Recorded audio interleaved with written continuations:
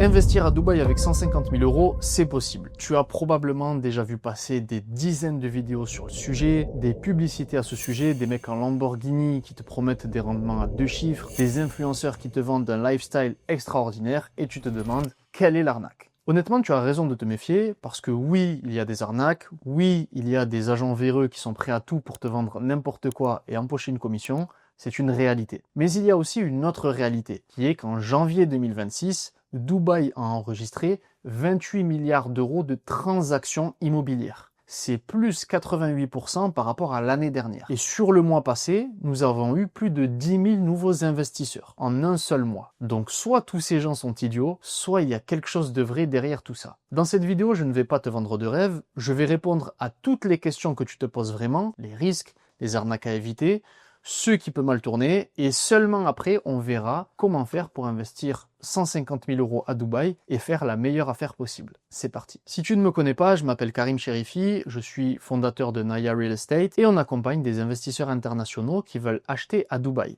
Nous avons des biens qui vont de 115 000 euros à plus de 100 millions d'euros en exclusivité, mais ce qui nous différencie, entre autres, c'est que nous sommes nous-mêmes investisseurs à Dubaï. Donc on met notre propre argent sur le marché. On connaît les galères, on connaît les erreurs, les bonnes et les mauvaises surprises à éviter. Et tout ça, on vous le partage en vidéo. Nous avons également l'habitude de recevoir des appels d'acheteurs qui se sont fait berner et qui veulent qu'on les sorte de la panade. J'en ferai d'ailleurs une vidéo très prochainement pour vous montrer un petit peu toutes les situations cocasses que nous avons pu rencontrer et qu'il vaut mieux éviter. Maintenant, attaquons les vraies questions. La crainte numéro 1 qui revient le plus souvent, c'est de se dire « c'est une arnaque, je vais me faire avoir ». Il faut savoir que premièrement, c'est une crainte qui est légitime. Il faut faire attention à Dubaï comme partout dans le monde. Okay, des influenceurs payés pour te pousser vers des investissements bidons ou de mauvaises agences, il y en a partout, okay, pas seulement à Dubaï. Mais comment te protéger avant ton achat? Il y a quelques règles de base qu'il vaut mieux maîtriser. La première des choses, la plus basique, c'est de vérifier que l'agence avec laquelle vous allez acheter est bien enregistrée et possède une licence qui lui permet d'exercer à Dubaï. Vous devez vérifier également que l'agent avec qui vous traitez dispose de ce qu'on appelle une carte de broker. C'est l'équivalent de la carte T en France. Il s'agit d'une autorisation officielle qui permet d'exercer légalement le métier d'agent immobilier. Pourquoi est-ce que je vous dis ça? Tout simplement parce qu'à Dubaï, l'immobilier est souvent une porte d'entrée pour les nouveaux expatriés. Il n'y a qu'un petit concours à passer et très souvent vous retrouvez dans les agences des personnes qui n'ont pas d'expérience professionnelle dans l'immobilier, qui n'ont pas forcément fait d'études dans ce domaine ou dans des domaines comparables et qui sont prêts à tout pour vous vendre un appartement pour toucher une commission. C'est la réalité du marché, malheureusement il est comme ça. Donc vérifiez bien ce point. Le deuxième point, c'est de vérifier que le projet que vous souhaitez acheter est enregistré auprès du Dubai Land Department. Chaque projet légal a un numéro d'enregistrement et vous pouvez le vérifier en ligne gratuitement sur le site du Dubai Land Department. Point numéro 3 et probablement le plus important, c'est de vérifier que le promoteur avec lequel vous allez acheter dispose d'un compte séquestre. Un compte séquestre, c'est un compte qui est contrôlé par le gouvernement. Le promoteur n'a pas accès à ton argent tant que les étapes de construction ne sont pas validées. En conséquence, si le projet est annulé, ton montant et tous les montants versés sont remboursés aux investisseurs. C'est une garantie indispensable pour tout agent qui se soucie réellement de la sécurité de son client. N'achetez pas de projets qui n'ont pas de compte séquestre. Okay, c'est une mesure de garantie à ne pas négliger. La crainte numéro 2 que l'on retrouve souvent, c'est de se dire « je ne suis pas sur place, donc je vais me faire avoir ». Il est vrai que 90% des investisseurs francophones achètent à distance. Okay, c'est similaire avec les investisseurs internationaux. Très souvent, ils achètent à distance sans avoir visité. Il existe des risques réels dont je vous ai parlé tout à l'heure. Le premier et le plus courant, c'est d'acheter un appartement, et c'est arrivé à une cliente que nous avons récupérée. Celle-ci avait acheté un appartement qui devait avoir vue sur la mer, et elle s'est retrouvée en réalité avec un bien qui avait une vue sur le parking. Elle était du mauvais côté du building. Pourtant, l'agent lui avait certifié que l'appartement avait vue mer, qu'elle était du bon côté du building, alors que sur le contrat de vente qu'elle a signé, qui était donc en anglais et en arabe, il était indiqué que son appartement avait une vue sur le parking derrière le building. Malheureusement, quand c'est comme ça, le document qui va faire foi, c'est votre contrat de vente, ce qu'on appelle le SPA, Sales Purchase Agreement en anglais. Étant donné qu'elle avait signé ce contrat de vente, elle n'a pas pu se rétracter et s'est fait avoir par l'agent, qui lui a fait une fausse promesse pour l'argent justement. La deuxième erreur que l'on va retrouver très souvent, erreur si on peut appeler ça une erreur, ou en tout cas malhonnêteté intellectuelle, c'est de dire à un client, votre appart est au 15e étage, alors qu'en réalité, sur le contrat, c'est écrit que c'est un appart au 5e étage. Ça arrive régulièrement, c'est pour ça qu'il faut faire très attention avant de signer son contrat de vente. La dernière erreur qu'on retrouve très souvent, c'est de réaliser que le quartier dans lequel nous achetons est mal desservi ou trop bruyant. Le trop bruyant, c'est un élément qu'on retrouve extrêmement souvent. J'ai des amis qui habitent par exemple à Gévissy, qui est un quartier prisé des Français. Je peux vous assurer qu'aujourd'hui, ils sont nombreux à revendre leur appartement parce que le bruit des travaux incessants, même la nuit, pose énormément de problèmes. Et que malgré plusieurs courriers et plusieurs plaintes, rien ne change puisque le quartier est en développement. Donc tous ces éléments-là, il faut bien évidemment y faire attention. Et pour se protéger, ce qu'on va vous recommander, c'est de travailler avec une agence qui est ici sur place à Dubaï, qui va visiter pour vous, qui va vous faire des vidéos du quartier, d'aller chez le promoteur, de voir un petit peu la maquette, de se renseigner sur l'historique du promoteur, etc. et de vous donner tous ces détails. On va également exiger les plans détaillés, l'orientation du bien, l'étage exact, bref, toutes ces informations qui vous semblent basiques, mais qui pourtant n'arrivent pas forcément sur chaque transaction. Okay ? Et vous devez vérifier tout ça avant de signer le contrat de vente. Et surtout, je vous le rappelle, ne versez pas d'argent à des promoteurs qui n'ont pas de compte séquestre. Ça vous évitera de bien mauvaises surprises. La crainte numéro 3, c'est une crainte liée à l'économie et aux finances à Dubaï. C'est de se dire le 0% d'impôt avec du 8% de rendement, c'est trop beau, il y a forcément un piège quelque part. Et si tu te dis ça, tu as bien évidemment raison de vouloir chercher la faille. Mais il faut comprendre la vérité dans son ensemble. Le 0% d'impôt à Dubaï, c'est réel. Okay ? C'est la loi émirati. Il n'y a pas d'impôt sur les revenus locatifs, il n'y a pas d'impôt sur les plus-values à la revente, et il n'y a pas d'impôt, il n'y a pas de taxe foncière. De même que les 7% à 15% de rendement sont vrais. Okay, il existe plein de chiffres, c'est facile d'aller les vérifier. Néanmoins, il va y avoir quelques coûts à ajouter à vos opérations. Le premier, on en a parlé un petit peu tout à l'heure, c'est lié au Dubai Land Department. Quand vous achetez un bien, vous allez payer le prix du bien plus 4%.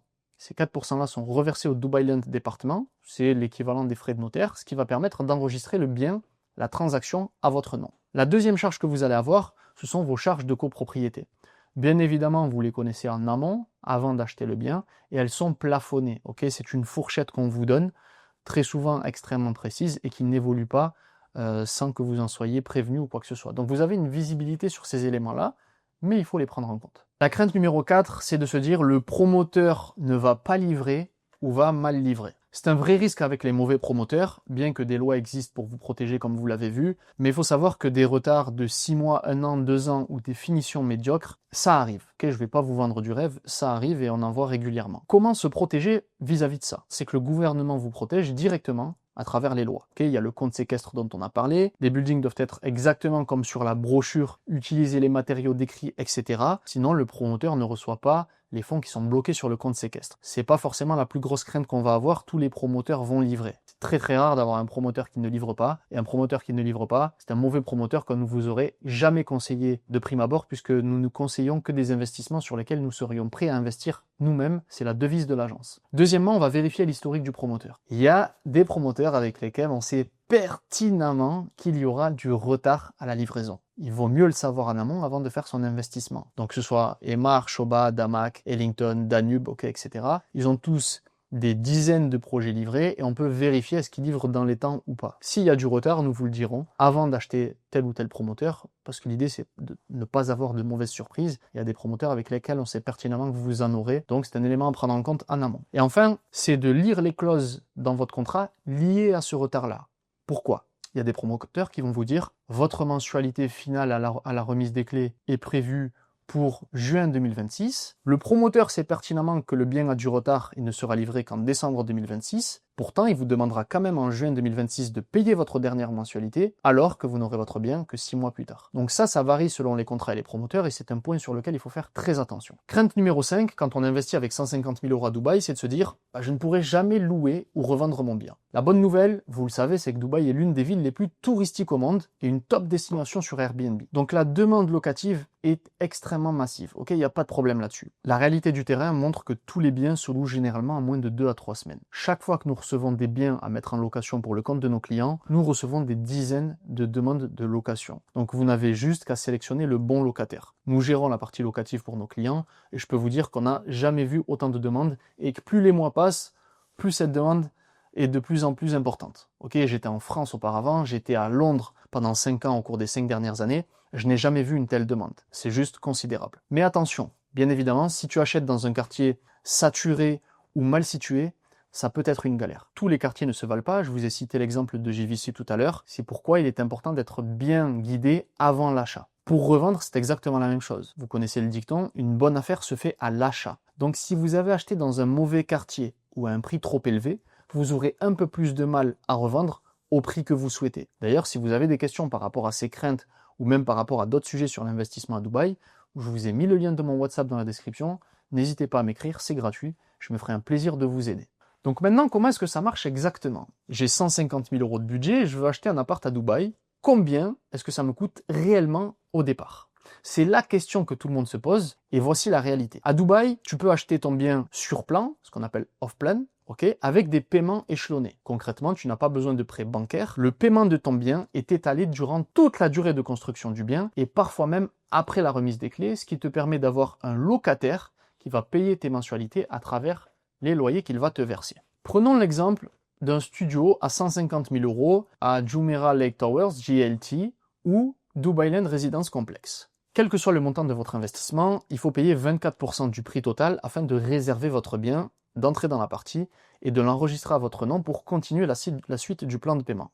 Dans les détails, ça se passe comme ça. Vous avez 20% du prix total à verser, donc en l'occurrence 20% de 150 000 €, ça nous donne 30 000 €. Les 80% restants du montant total du bien sont étalés sur la durée du plan de paiement, comme on l'a vu précédemment dans la vidéo. Et en plus de ces 20%, vous allez payer les 4% au Dubai Land Department pour enregistrer le bien à votre nom et la transaction. 4% de 150 000 €, ça nous fait 6 000 €. Donc 24% de vos 150 000 €, ça va vous faire 36 000 € à débourser pour démarrer votre investissement. Ensuite, comme on l'a vu, le restant du plan de paiement sera étalé en général sur 2 à 5 ans pendant la construction, par mensualité ou par trimestre, sans banque, sans intérêt et sans dossier de crédit. Nous avons même des promoteurs comme Danube, par exemple, qui proposent de payer le bien à hauteur de 1% par mois. On a d'autres promoteurs comme Samana qui vont faire des plans de paiement échelonnés sur 8 ans. C'est ça le vrai game changer à Dubaï, c'est que vous pouvez devenir propriétaire d'un bien à 150 000 € en commençant avec seulement 36 000 €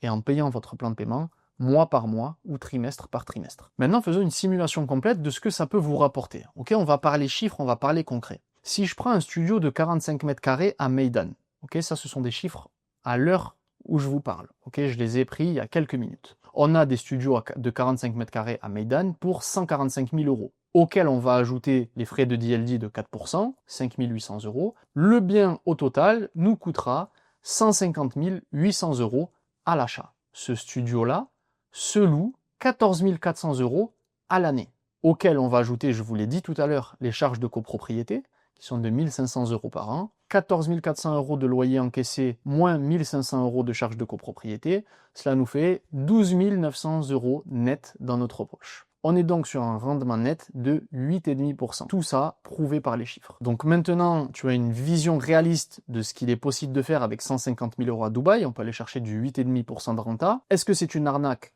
Non. C'est un vrai marché avec de réelles opportunités pour ceux qui font les choses bien. La clé, c'est de ne pas y aller seul, de travailler avec des gens qui connaissent le terrain, qui ont un intérêt à ce que tu réussisses et qui peuvent te protéger des erreurs classiques. D'ailleurs, si tu veux des informations sur quels sont les meilleurs quartiers aujourd'hui dans lesquels investir, tu m'écris sur WhatsApp et je me fais un plaisir de te répondre. J'espère que cette vidéo va te permettre d'éviter de nombreuses erreurs qu'on voit très régulièrement, parce qu'après, une fois que tu as signé tes contrats, très compliqué de te sortir de la panade. Donc j'espère que ça va t'aider et on se retrouve très bientôt pour une nouvelle vidéo.